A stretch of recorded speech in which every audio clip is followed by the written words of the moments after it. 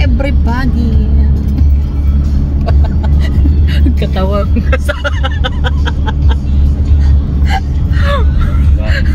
pero mag-intro ka ba? Magkatawa yung kauban. So, paingon na sad miya ni Kuan kanang mag-pick up me og blinds. Sinamahan ko siya mag-pick up ng blinds. Tapos magkabit-kabit ng blinds. Samahan ko rin siya. So, mga niya among ganap today. Samahan nyo kami sa aming ganap-ganap. Kaya pag wala tayong ginagawa, nasama tayo sa mga ano, tawag dito, magsukat, magkabit. Kabit ha, hindi ano. Kabit ng blinds ha. Iba naman ang iniisip. Kabit ng blinds, kinakabit na blinds, hindi kinakabit. O, diba? So, dito muna kami ngayon sa ano, sa Calax Road. Makulimlim ang langit to. Parang uulan siya. Traffic yun siya. So dito kami daraan sa ano, Technopark.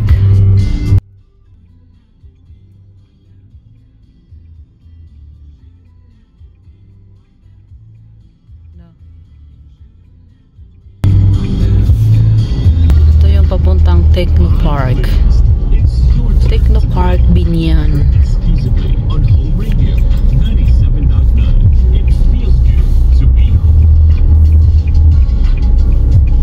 Diyan kami dati nagtatambay sa Shopwise.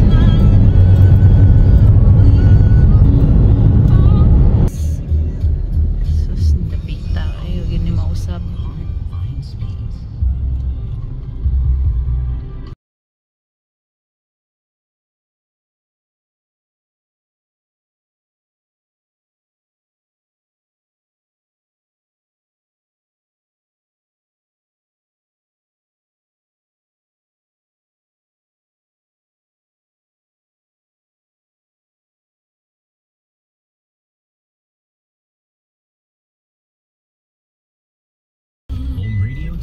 Detective Agency is here for you.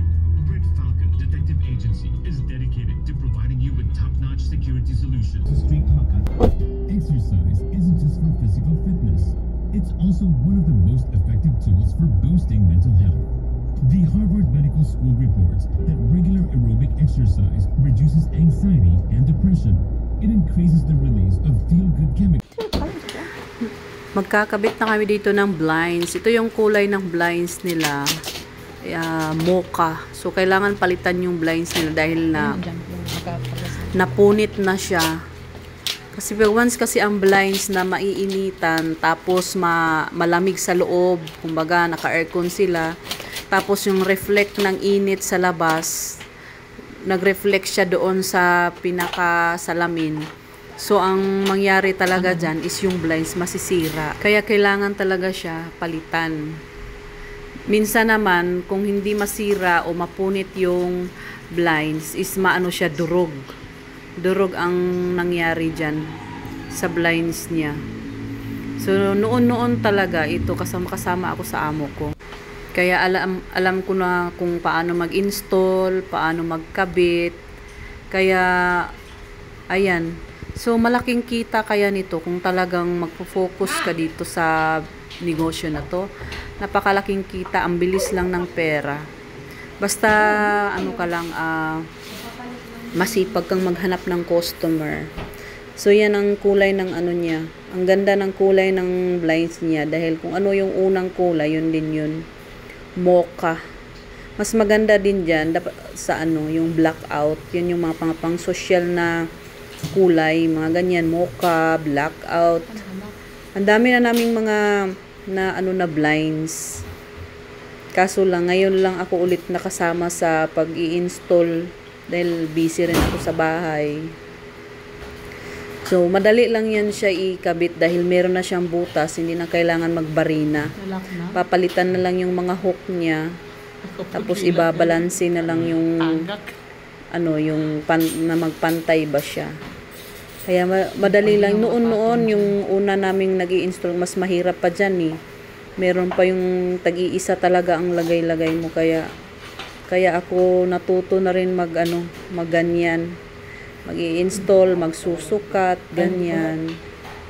Pero kailangan talaga maingat ka lalo pag nagsukat ka kasi by meters yan eh.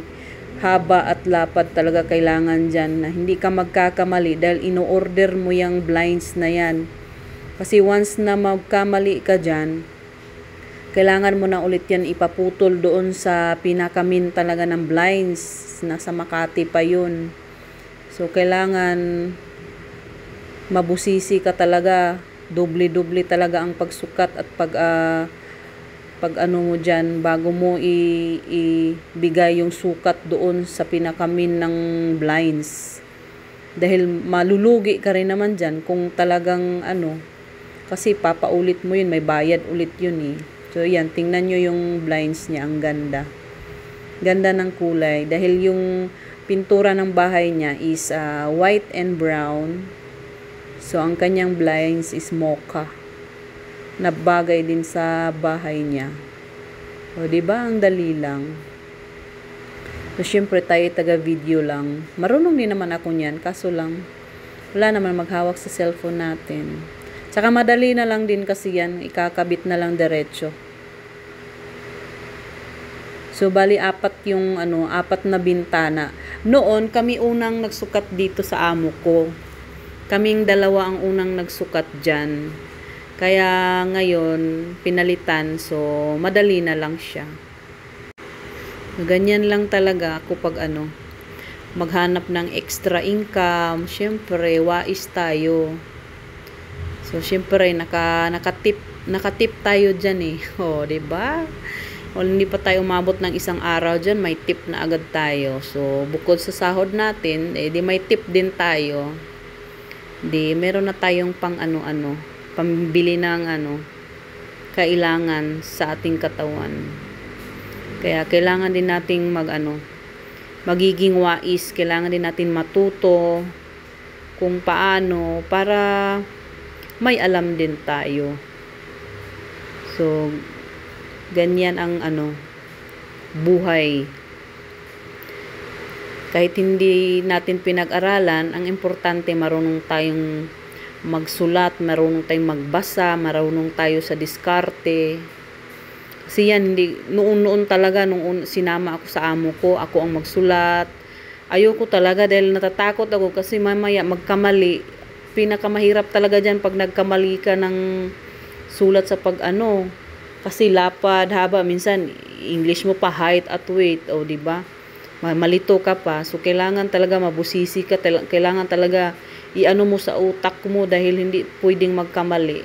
So, ayan na yung pangalawang palit namin dahil durog na siya. Hindi na siya magamit. Tingnan nyo, durog na siya. Dahil dyan banda is sobrang init daw yan sa umaga. Tapos sa loob naman is naka-aircon. So, wala. Yan, sira talaga yung blinds. Durog talaga ang mangyayari dyan.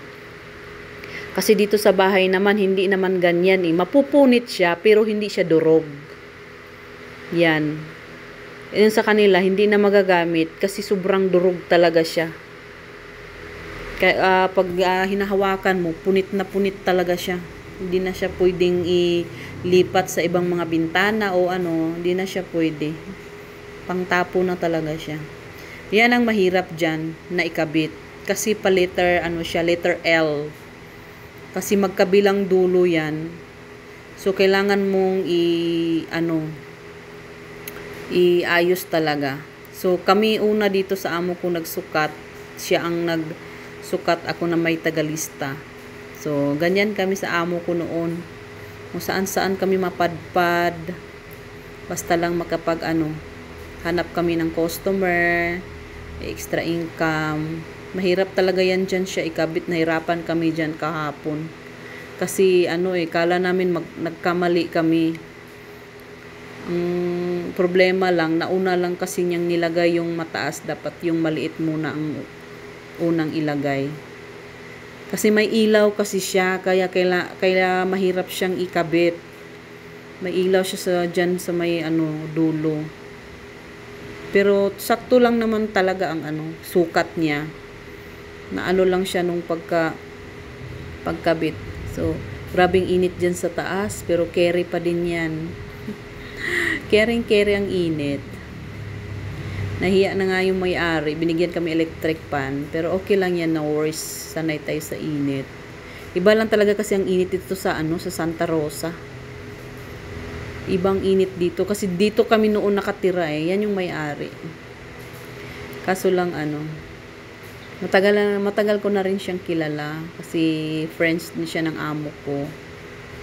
So kilala na niya ako. Dahil matanda na ako doon sa amo ko. Kaya hindi na ipagtaka pa ang mukha.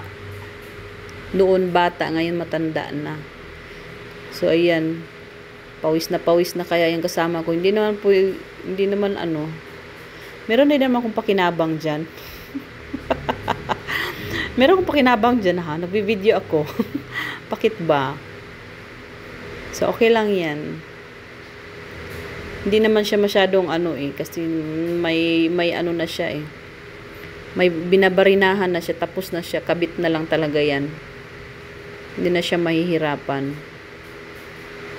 At saka guys, isa pa rin yan ang pinaka maingat dyan is yung kulay ng blinds. Kapag may nag-order sa'yo, dapat tandaan mo dahil meron din kaming meron din kaming tawag doon, meron kaming libro na pagpipilian ng kulay. Meron kami noon. Basta dati, bit-bit namin lahat. Kung anong mga gusto ng mga customer, lahat. Nag-i-install kami. Bit-bit namin lahat yun. Tapos, pinaka mo talaga dyan, maingat ka dyan. Yung kulay talaga. Kung anong kulay sa customer ang in-order. Dahil hindi ka pwedeng magkamali din dyan. Dahil minsan may mga customer na masusungit, may mga customer na hindi mababait, pinapalitan nila, ayaw nila sa kulay. Kasi nangyari na rin yan dito sa amin na nagkamali ng kulay ang na-order. So, naghanap na lang din kami ng customer para yung blinds, maibenta. Kasi binabayaran din yun. So, ganyan na ang resulta ng pagkabit niya. Hindi talaga siya madiin doon sa loob dahil naka-letter L siya. Ayan, sa dulo may ilaw. Hindi siya pwedeng may kawang talaga siyang konti. Ayan, sa gilid lang naman yan. Ganyan talaga ang blinds. Pero tingnan nyo naman ang kulay. Diba? Ang ganda. Mas maganda kasi yan guys na naka-blinds kayo kaysa magkurtina. Hindi niyo na kailangan maglaba. So yan, okay na yan siya. So hanggang dito na lang. Salamat po ulit sa inyo.